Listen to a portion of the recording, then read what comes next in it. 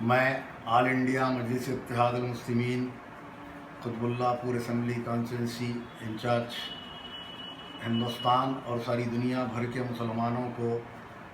عید کی مبارکباد پیش کرتا ہوں۔ جیسا کہ آپ سب جانتے ہیں کہ مجلس اتحاد المسلمین نے ہندوستان میں مسلمانوں اور دلتوں کے لیے کئی کام کیے، اور انشاءاللہ آنے والے دنوں میں بھی مجلس اتحاد المسلمین کے صدر بیرسٹر اسد الدین اویسی صاحب اور قائد مقننہ جناب اکبر الدین اویسی صاحب اسی طرح ہندوستان کے مسلمانوں اور دلتوں کو لے کر چل کر انشاءاللہ ہندوستان میں زبردست سیاسی تبدیلی لائیں گے۔ جیسا کہ آپ جانتے ہیں کہ تلنگانہ میں مسلمانوں کے لیے کئی فلاحی اقدامات کیے گئے، خصوصاً مسلمانوں کے لیے کئی پیکیجز کا اعلان کیا گیا جو مجلس اتحاد المسلمین کی دین ہے۔ انشاءاللہ آنے والے دنوں میں بھی مجلس اتحاد المسلمین اسی طرح آگے بڑھتی جائے گی، اور مہاراشٹرا،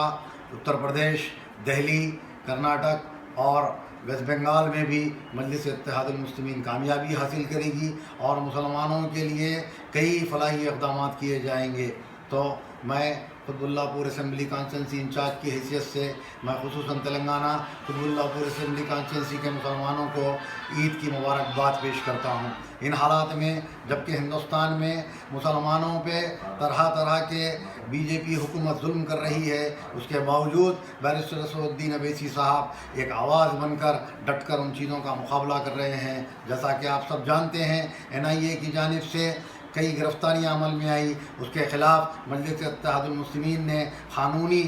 طور پر لڑنے کا فیصلہ کیا، اور مجلس اتحاد المسلمین کے صدر بیرسٹر اسد الدین اویسی صاحب نے صاف طور پر ISIS کی مخالفت کی، اور اس بات کو میڈیا